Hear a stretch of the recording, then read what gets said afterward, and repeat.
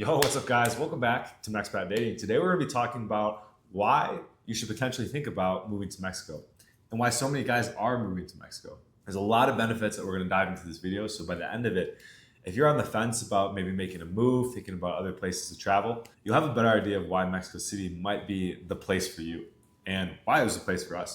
I know when I was growing up, I knew nothing about Mexico. I thought it was like a dangerous, dirty place. Good food and people that pick your asparagus. I didn't even think good food. I just thought really? like cheap food, like cheap. Oh, Mexican you're from food. Wisconsin. I'm from the West Coast, so we have a larger Mexican influence there. Okay. Yeah. So when Jared invited me down, I had no idea what to expect. I kind of was a little worried, to be honest. I wasn't really attracted to the women, to be frank with you. Mm-hmm. And I got down here and instantly that thought was raced through my head. I was like, oh, this is sick. Yeah, and guys, if you're watching, if you're in the US, Canada, Australia, UK, any other Western English-speaking country or part of the world, we get it. You're probably frustrated with your home situation too. I know I'm trying to not watch the news because you always hear about doom and gloom. Oh, market's down, things aren't moving, inflation is sky high. And I've been so far removed from that for the last few years that it doesn't really resonate with me until I go back to the US. And I still head back to the US a few times a year.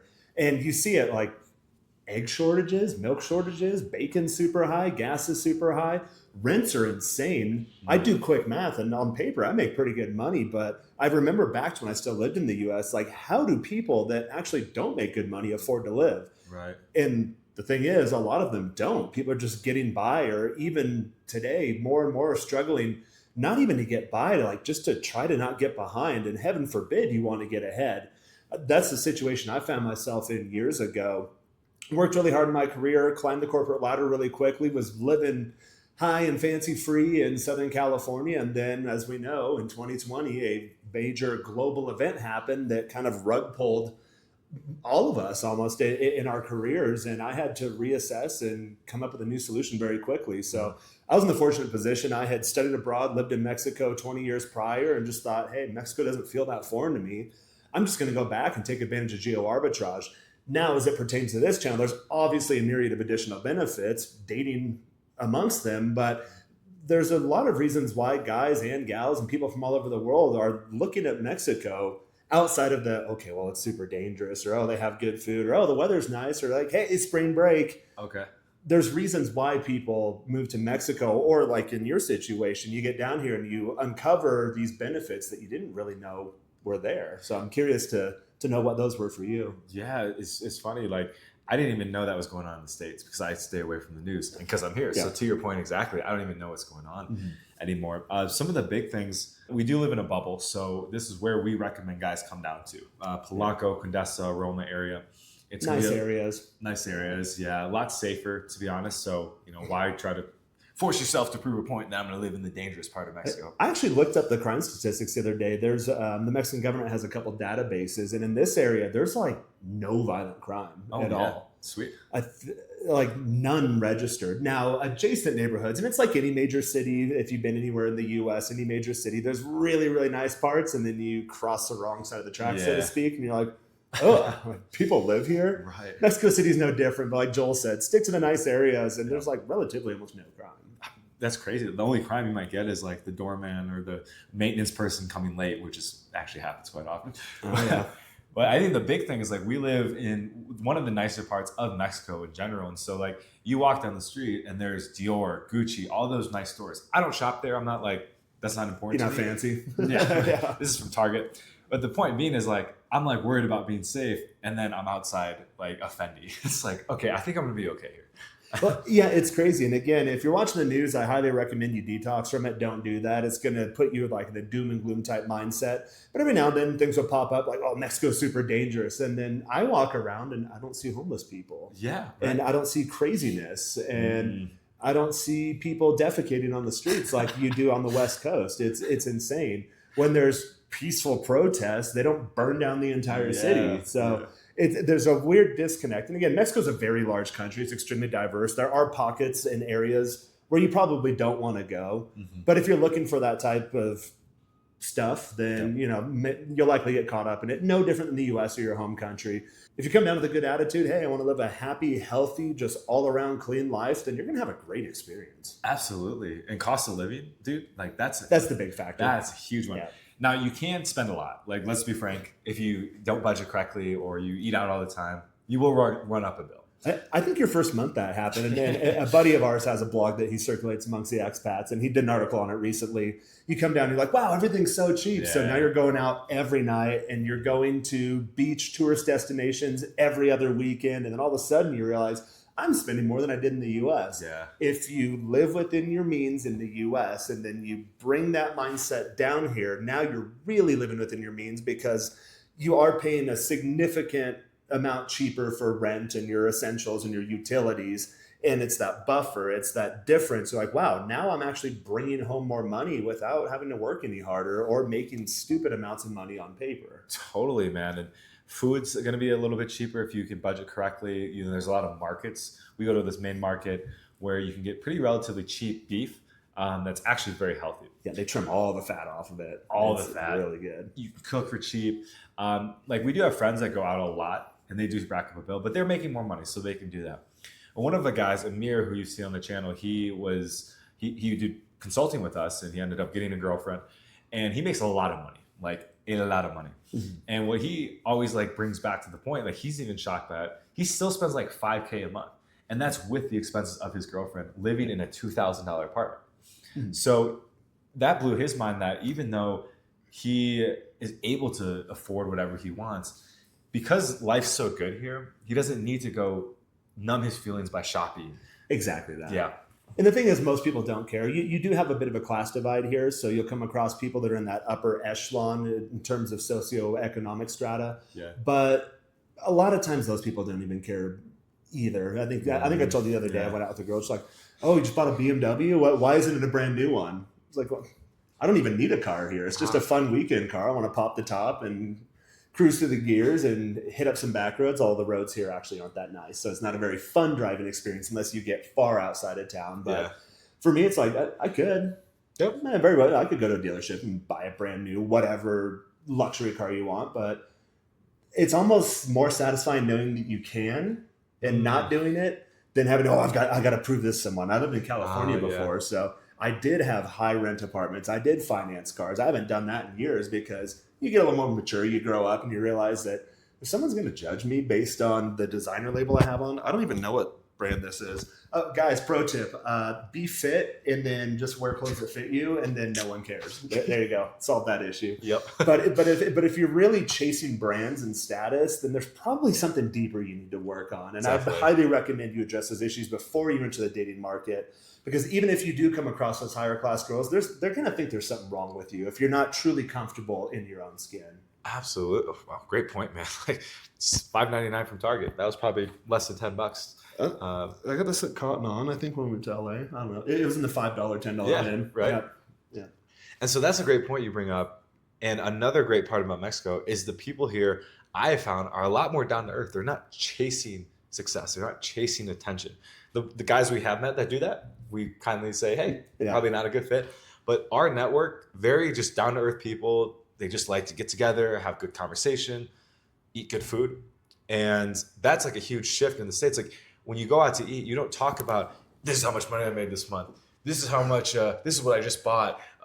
Did you see what my dad said about me? Like, there's no trying to impress. The U.S. is real try-hardy. That is a weird culture. I don't spend a lot of time there. When I do, guys, if you're worried about culture shock, yes, you will experience a degree of it, but reverse culture shock is far worse.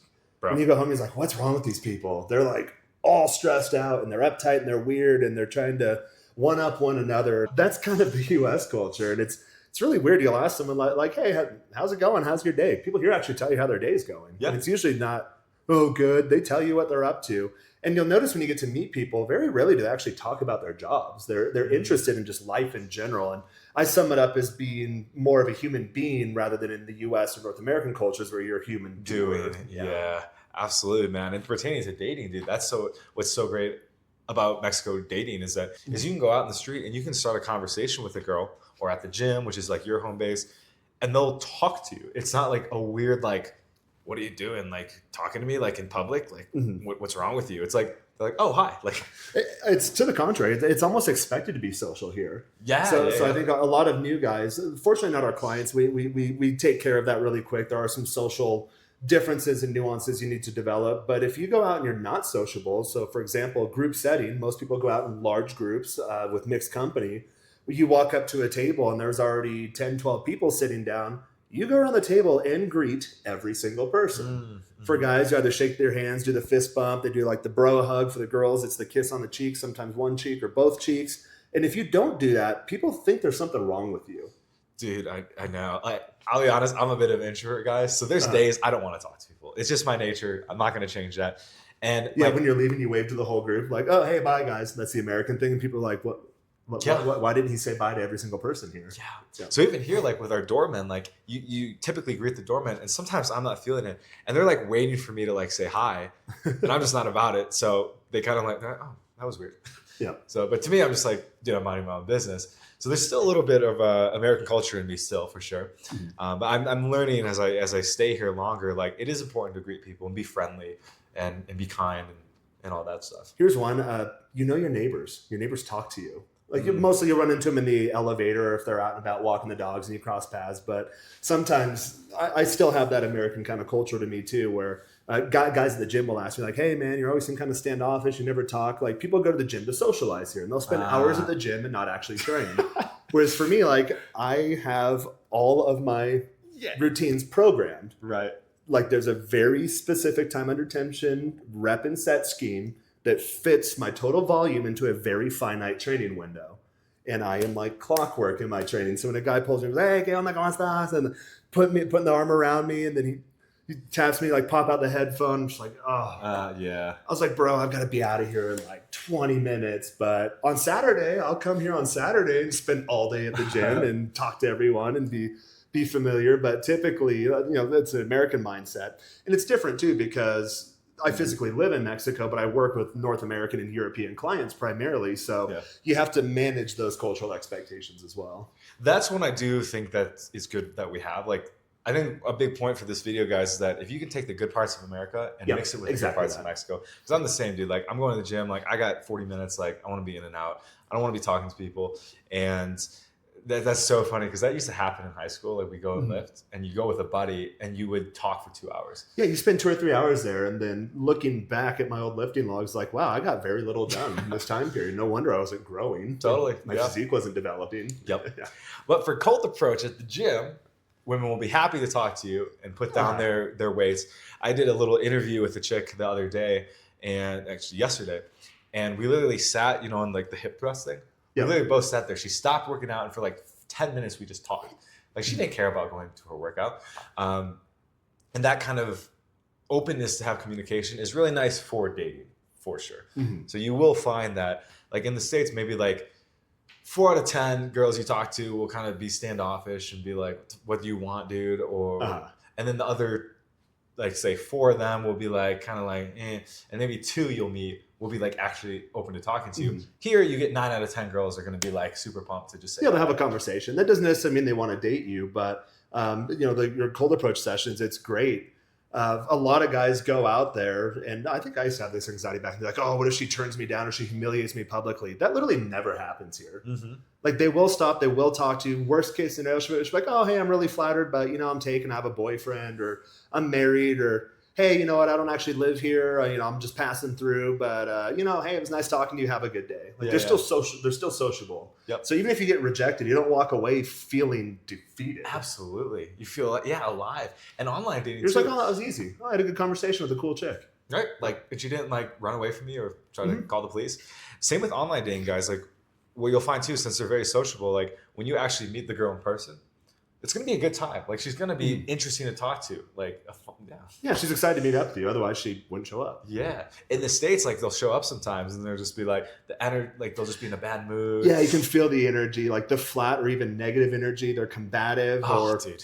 or we tell guys not to do this either. They'll list a resume. They'll have like their checklist of qualifying questions, and it's like a boring job interview, like question response, question response, question response, question response, and it's like, hey, like we're two human beings. There can Yeah. be some dynamic nature to this conversation. And you feel duped because their profile is really bubbly. They put a lot of prompts. They text you really enthusiastically, and you show up and they're just whining or complaining about their life. And it's like, dude, like, this sucks. That's why, guys, when we work on your digital dating profiles and getting your social media networks up to par for the purpose of dating and just socializing digitally in general, I'm all about having that continuity or having that consistency between who you really are and then showcasing those highlights online. Because, as guys, it definitely isn't fun either when you're excited to meet the girl and she seems excited to meet you and she shows up, she's like,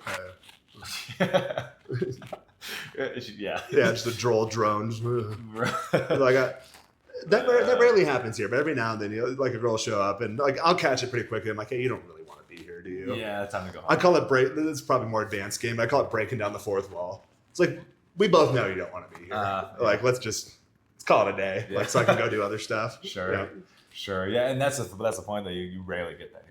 If you do, it's kind of like a surprise. Like it's once in a blue moon that it's like, whoa, the stars misaligning? Am I putting bad voodoo out in the universe? Like, what's going on? And then the next interaction is amazing. You're like, oh, this chick's super cool. And then you're back on your game. Oh, totally. Yeah, that's such a good part about. There's so many opportunities to date here that even if you do get a bad one and you feel defeated in the States, sometimes that defeat it'll linger because you'll get like 8 more of those. But here, it's like the next girl you meet will be like so into you and so enthusiastic. You're like, oh, well. Nice. Like I can't even remember the other girl. Yeah, you literally you forget about it like in a day. Yeah. Like why was I even upset? Yeah, it's awesome. You don't have a chance to get upset because you go outside and you meet another cool girl. Exactly.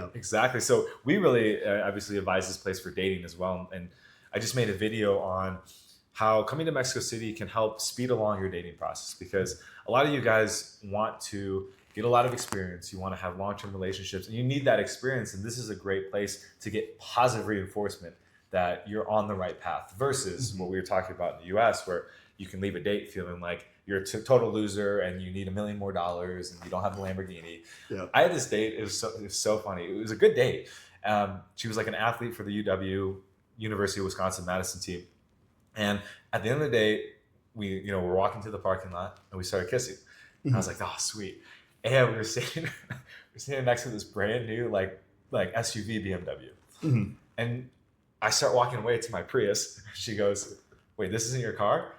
Never heard from her again. Oh, that's funny. It was so funny, dude. I was like, you couldn't have written it. That's absolutely hilarious. Yeah, I was in the US a couple weeks ago, and I always upgrade the rentals. It's like, an extra $30 a day. Like, all right, I'll upgrade the rental to like a top of the line car. And because the traffic here is kind of a nightmare. Like I've had sports cars. I love cruising, but like you never really get that velocity to enjoy the sensation of driving a car in the US. Like, I'm in the middle of nowhere. Like, I'll get a brand new BMW X5. Just get on it. But I lead with that. They're like, oh, nice car. I'm like, it's a rental. Yeah. Just own it. Nice. Yeah. Honesty wins, right? Yeah. And I wasn't being dishonest. She just thought that was my car. So she decided to kiss me. That is funny. And her face when she like saw me walking to my actual car, she was like, well, that's what's tough because like, when I first came down here, I still consumed content from other dating coaches, but a lot of people are like US and Europe kind of centric. So they'll have these like, 6 red flags and the do's and don'ts of dating. And you'll hear stuff. You're like, oh yeah, like that's how it's like in the US to like things like that happen. But here you don't really get that. She's just like, oh, you have a good vibe. You're cool. You're fun. You're fit. You're a solid presence and positive person to be around. Like, yeah, she'll just go with it. 100%, man. They don't care about that superficial stuff. Some will, and you got to be careful of those, but 85% won't. And I had a friend over yesterday, and we were, I have this big scar on my shoulder. You guys might have seen it. And she asked about it, and I got like a little insecure because it's something that, it's not like a sexy thing to look at. And I told her the story, and she's like, oh, cool. Like she didn't care at all. She wasn't like, like what's that nasty thing on you? Oh, we've met guys that have come through or some that even stuck around that have like actual noticeable physical disabilities and they still crush it at the dating game because they're just solid people. Yeah. They crush it suspiciously well where you're just like, to be honest, sometimes we're like, how the hell did you do? But they're just cool guys. Yeah, like when I met these guys, like I thought it was a gimmick. I'm like, what's the deal here? Yeah, so guys, we just want to say thanks for tuning in this video and sticking through to the end. Hopefully you guys got some value from this and you can kind of see, how excited we are and passionate about talking about Mexico, and not just the dating opportunities, but the social networking opportunities, quality of living, quality of life. Yep, and just a lot of the cool things that come with Mexico City as well. We haven't even touched a quarter of them, but we just want to make this brief video. But we've been listening to you too. We understand that we typically deal with higher net worth guys. And if you're a higher net worth guy and want to come down like, hey, I'm looking for a wife, I'm looking to build a life, build a business, maybe buy a business in Mexico, we can certainly help you out there. But a lot of guys reach out and say like, hey, you know what, I'm not really in that situation. As I mentioned earlier, things are kind of grim and kind of bleak in the US, and you might be just looking for an out. So in doing so and responding to your feedback, we're creating some different price point products. So we have an intro one, $27. It's a comprehensive checklist of the do's and don'ts of dating. So maybe you're not ready to get on a coaching call yet. Come down for a week or two of in-person one-on-one instruction. That's fine. But let's get you going. Let's identify what you're doing that's not working and then replace that with things that do work. And I always say most guys that work with me personally one-on-one, most of you are like 90, 95% of the way there, but you have some mental hangups. You have some core, deeply seated held beliefs that aren't serving you, and they're actually getting in your way. So we have to identify those, remove those, and then put in a new way of looking at the same issue from a unique perspective or a different perspective. And that's precisely what we're doing at the $27 offer, the comprehensive do's and don'ts of dating. Yep. Get in, click the link below, check it out, and then we've got some other good stuff coming down the line for you. So we can really help anyone no matter where you're currently at. So we understand it's a journey, and maybe you're not 95% of the way to the finish line. Maybe you're starting off the race, and that's fine. We've heard what you've had to say, and we're going to start giving you more of what you want us to deliver. And that being said, feel free to reach out to us and let us know how we can help you in a more personalized way, and we're here to help. Absolutely, man. And this do's and don'ts list, guys, just to dive a little bit into it, it's going to cover cold approach, it's going to cover online dating, and then it's going to cover how to text her for the first date, which we follow this in a sequential order so you're not kind of bouncing all over the place. This is something that you can take and start to go and implement right away without our help, just by reading this list. So there's going to be comprehensive video guides that go along with it, so we explain it more in detail. And yeah, we're really excited to hear what you guys have to say about this product and if it can really help you on your dating journey. I know we're trying to pack all the mistakes we made into a 3-hour little seminar that you can take and then fix for your own dating life, so you don't have to make the mistakes we did. That's what I always say. It's good to learn from your own mistakes, but if you can learn from other people's mistakes without ever having made them, that's a lot better. So that's what we're doing here.